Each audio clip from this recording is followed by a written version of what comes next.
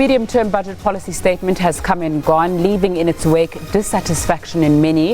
Value-added tax still remains at 15%, with a few items included in the list of zero-rated products. The most welcome being the zero rating on sanitary pads. Petrol remains the main driver of inflation, and the toll roads are back on the table.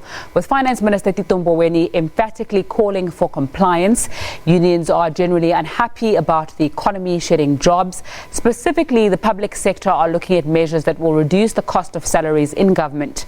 Currently, salaries in the public sector are set to spend around 80% of their budget on salaries, but Mboweni was cautious about retrenchments. I'm joined in studio by Solidarity General Secretary Gideon Du Plessis, AMCU Head of Department in the Office of the President, Krister Janse van Rensburg, and Cosatu's First Deputy President, Micheal Shingange. Thanks so much for your time on SABC News. Let's start with you, your reaction to the medium-term budget policy statement. No, thank you for having us. Look, we have cautiously noted the statement by the Minister.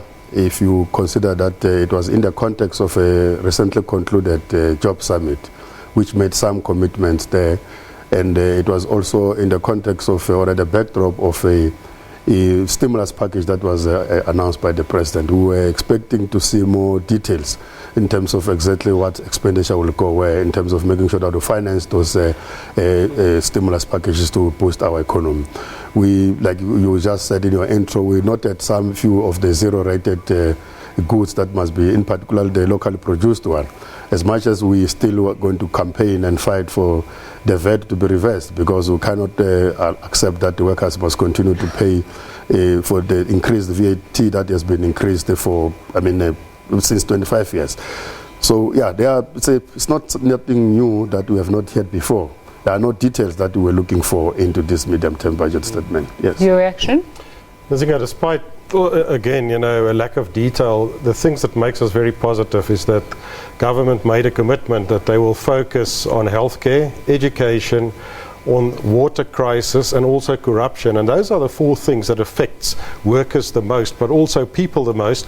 The negative thing is that the economic growth will now most probably only be 0.7%, but it might be lower than that. And if you come from a socialist, Marxist, or a capitalist background, it means the cake that you need to distribute amongst all the South Africans are getting smaller. So obviously that is a concern, and hopefully that can be fixed very soon, because in the end it doesn't help you deal with the positive things, but in the end joblessness is also a major problem. AMCU's reaction to that? Zinga, we are positive about Mr. Mboweni. From the start, I think he is a minister that embodies trust. The fact that he's honest, he appears to be very honest, forthright about the problems. We applaud that. We did, however, have a bit of an issue that there was not a lot said about social spending. We would like to see more in terms of social spending. We still have a big deficit in our country, you would know. We haven't truly transformed the economy. A lot of people are still poor. Inequality is still very high. It's actually growing, as we know. So we would have liked more of that. There seems to be an increasing animosity between unions and government, and we saw it in the leading up to the medium-term budget policy statement. I know he's not here, he was meant to be here, but he's not. SAFTU General Secretary Zwelinzima Vavi saying that this medium-term budget is hell for workers and they're going to oppose Finance Minister Tito Mboweni. Is that a view that you share as unions? No, look, Mboweni as a person, we as Cosatu have had issues with him when he was a governor of Reserve Bank in terms of his policy of inflation targeting, rather than changing the mandate of the Reserve Bank to be that one of developmental and focusing on making sure that they regulate all the banks and the lending institutions to make sure that they create jobs. But we have understood he's coming in here as a transitional measure, not somebody that will come with new policies, because by the time he came, for 2 weeks that he has been there, our view was that the stimulus package was put in place. The fact that the economy was already under distress was always a known fact.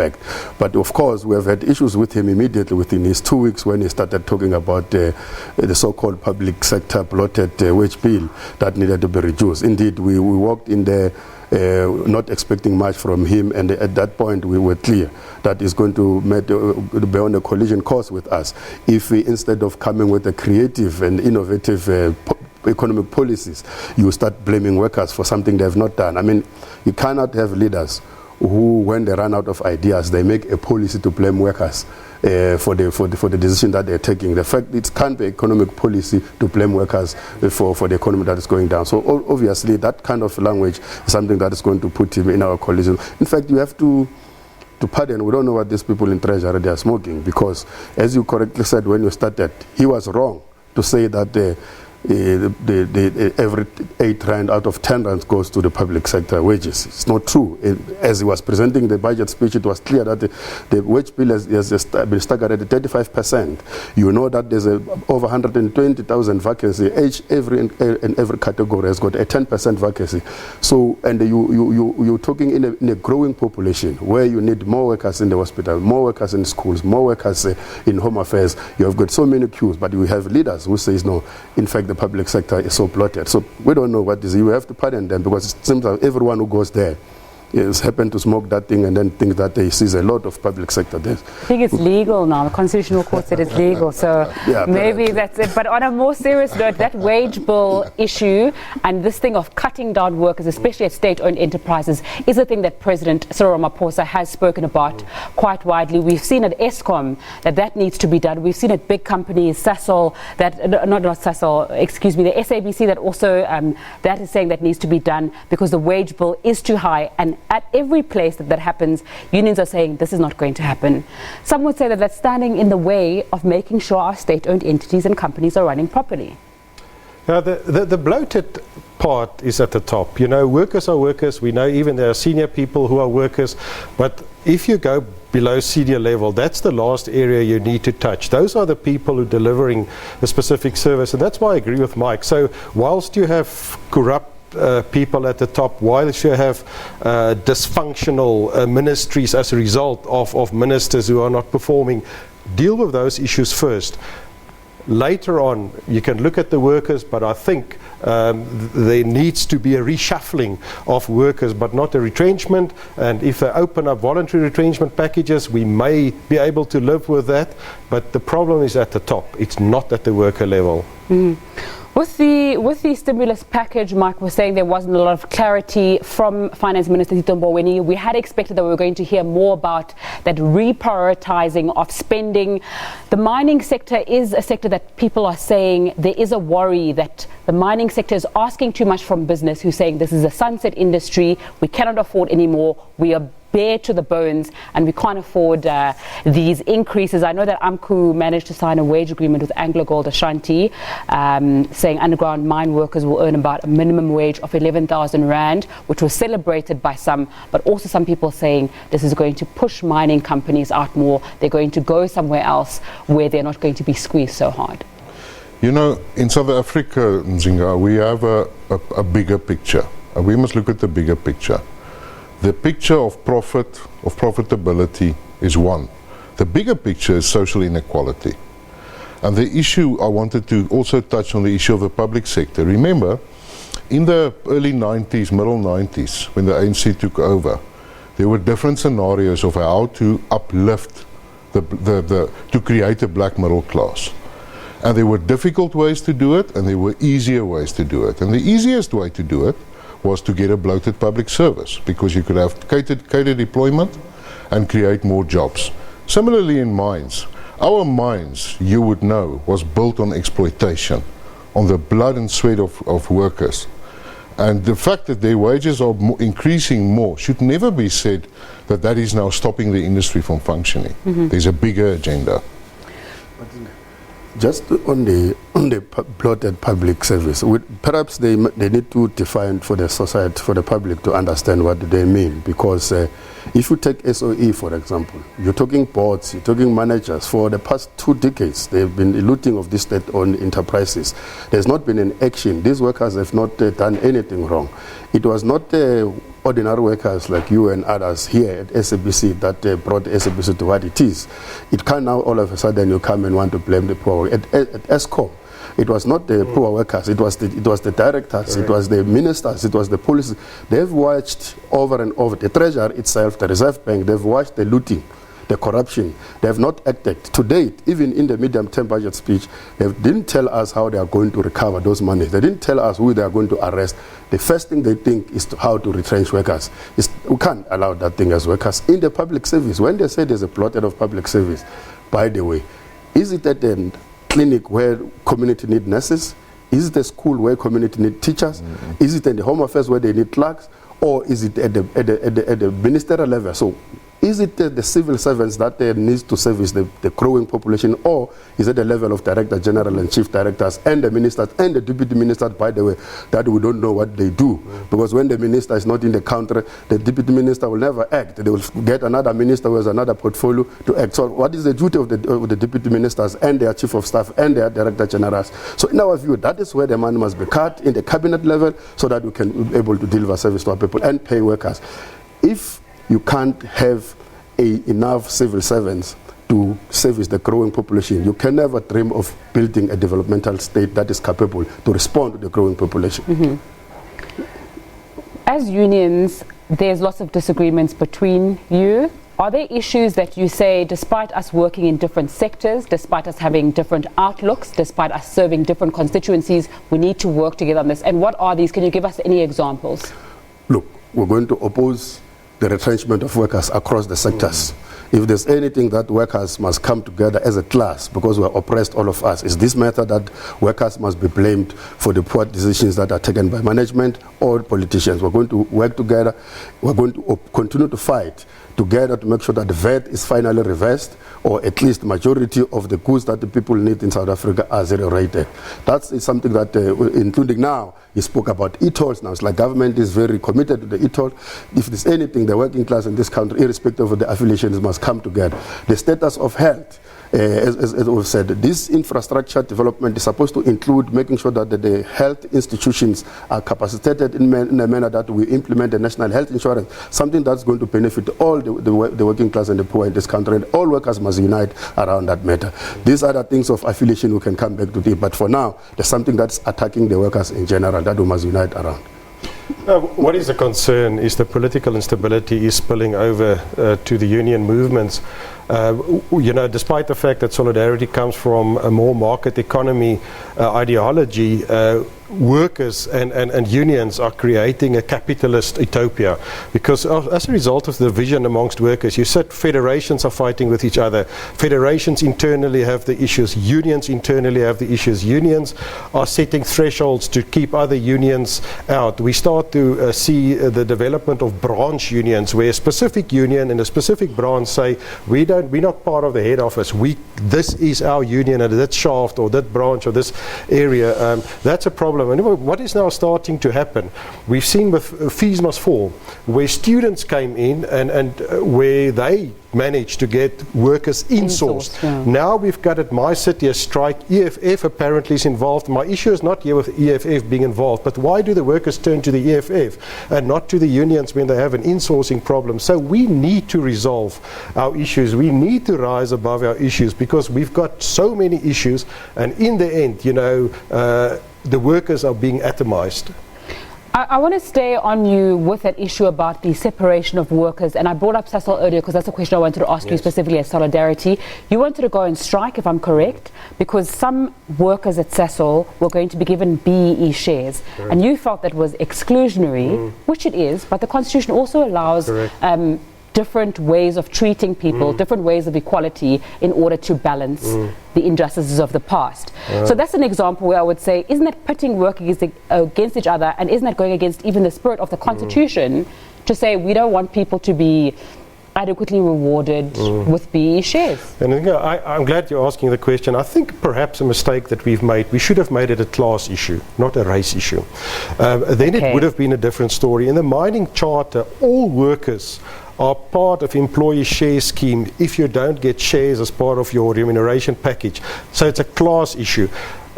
We've perhaps overemphasized the racial element, and that was the problem. You know, there were many unions who are supporting us.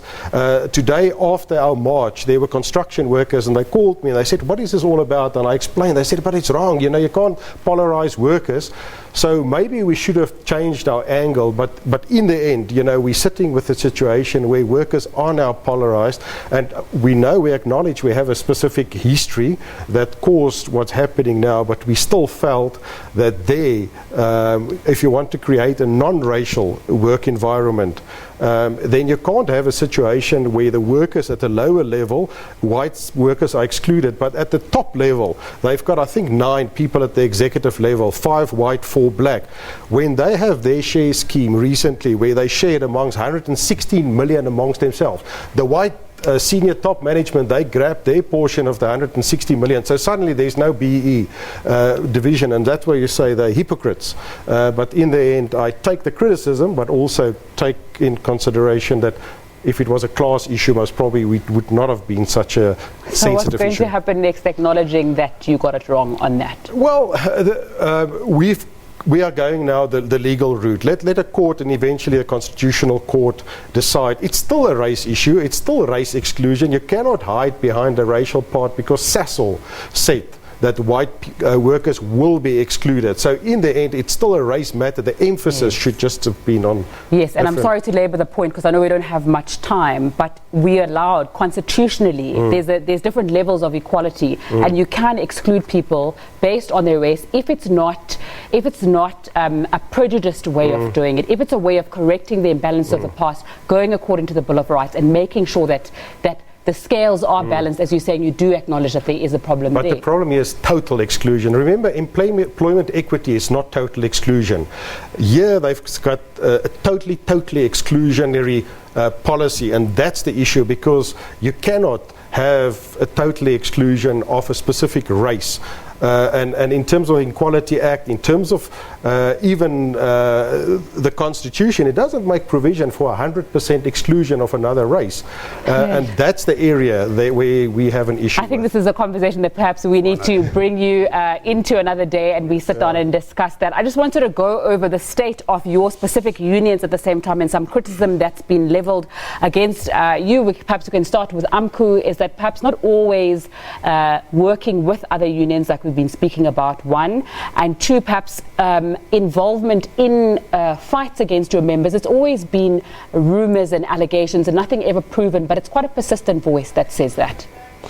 Sorry, the last part I didn't catch. You mean attacks on our members? When there were members, when there was fighting in certain mines, there were sometimes allegations that AMCU itself was behind trying to harm their members who weren't towing a certain line. So I just wanted to get your comment or feedback on that. Well, that's not according to our information. What we do have on the mines, and we've had it for quite a while, is rivalry between the 2 big unions, AMCU, NUM. We all know that. But you'll know, if you'll see in the latest newspaper articles, that AMCU to a large extent has been the victim of that fight. So to blame AMCU for it is not completely fair. On the other hand, remember, AMCU is an independent union, firstly. We're not federated. We're not affiliated to a federation in itself. So we stand by ourselves. We have a very clear mandate. Our mandate has been the same since we were established back in Douglas, in Witbank, by our president, Joseph Matunjwa, and we've stuck to that. So I think AMCU is doing very well. I believe AMCU is the fastest growing union in South Africa at the moment, while other unions are shrinking. So AMCU is doing very, very well. Not solidarity. We're also hearing on criticism from Cosatu's side that you're a wounded union and that you're moving away from perhaps the focus on the poor. What would your response to that be? Well, I don't know what wounded means. You can see we're not limping. It's a fact that there will have been times that like every other organization that is as big as ours will have gone through difficulties, something that is a history now. For the past 4 years, we're focused. We have done a very good in terms of policy advocacy, in terms of changing the political landscape in this country. It has been the power of Cosatu that brought the national minimum wage today. It's the power of Cosatu today that it brought even in the public service, the UIF that was not there, and it was extended from 6 months to 12 months now. So we've been doing very well. In fact, we think think that we are guilty as Cosatu of not celebrating a lot of our victory, to a point that even those who discredit us, they only focus on the things that are negative. They are not focusing on the ones that are victory. Look, the issue of the trade union density, it's a global phenomenon. You cannot expect unions to grow when the economy is losing workers. The economy in this country has been shedding jobs for the past 5 years, and I don't know where the membership of unions must come from if workers are being retrenched on a daily basis. It's a country's problem, but we think we are stable now. More and more unions wants to come to Cosatu, even AMCU members, by the way. They want to join Cosatu. That's why NUM is on the rise again. And like you said, it's a discussion for another day where we're going to discuss the rivalry between AMCU and NUM. But our interest now is that it will be good that even if they affiliate on whichever union, the worker unity in every sector is very important, because it's when the workers are united they can be able to defend themselves and their collective interests are going to be advanced. Before we wrap up, we know that people are saying this conversation is very interesting and they want to carry on. Is there any final words that you have on the state of unions in South Africa? Anything that needs to change? Any more interactions that you need to have with government, perhaps, to make sure that these issues that you've all raised, which are valid, are addressed? If I can just say, what we as unions need to know is we need to be aware of the fourth industrial revolution, the impact it's going to have on workers. So if all of us as unions, we need to look at training, critical skills training for our members. We need to prepare our members from what is coming. So we say, if you want your build in a safety net for your members, critical skills training will be essential for unions and for workers, obviously, because collective bargaining, the shift will be from collective bargaining to technology. And as I said, that's, if I can say, what is the biggest focus and threat of unions is not being ready for the fourth industrial revolution. Okay. That's a very good point. Yes. Look, for Cosatu, when Cosatu was formed in the 80s, it was at a time when the economy of South Africa was being excluded from the globalization, from the global world. Obviously, we formed ourselves in a particular conditions, and perhaps we didn't think very fast when we became in 1994 now a part of the global community. We think what we've been discussing now as Cosatu is how to modernize ourselves, how to develop new legal strategies that over and above collective bargaining. How do we continue to defend our members in the current context of the changing workplace, including the fact that this fourth industrial revolution that is coming, the workplace is becoming young, the policies are changing now and there. So we are trying to make sure that we modernize, we are ready, we are conducting researches to make sure that we are ready when the fourth industrial revolution comes. But what we are saying is that we are now in the manner that we are changing how we organize this, organizing strategies of this 21st century and the economy of 21st century. It can't be the same organizing strategy of 1985. So that's where we are now. We think, like I was saying, it's a phenomenon globally, but as Cosatu we are ready, and that's why we're on the ascendant. Very briefly, as we wrap up, how long is this going to take, and what kind of skills would AMCU members and union members need in order to upscale, to make sure that they're ready for this fourth industrial revolution and don't get left even further behind? The main thing in South Africa is actually the skills deficit. You know, we're in a low skills environment. So basically any skills. With the mining sector, you would know manufacturing is built upon low skilled workers. So as AMCU, we look at any kinds of skill training. Any skills training, operators, from being a laborer to becoming an operator of a machine, for instance. Those are the kind of training we should do. Gentlemen, thank you so much for your time on The Record tonight. We appreciate that. That was Krister Janse van Rensburg, Head of Department in AMCU President's Office, Solidarity's General Secretary Gideon Du Plessis, as well as Micheal Shingange, who is Cosatu's first Deputy President. Thanks for your time.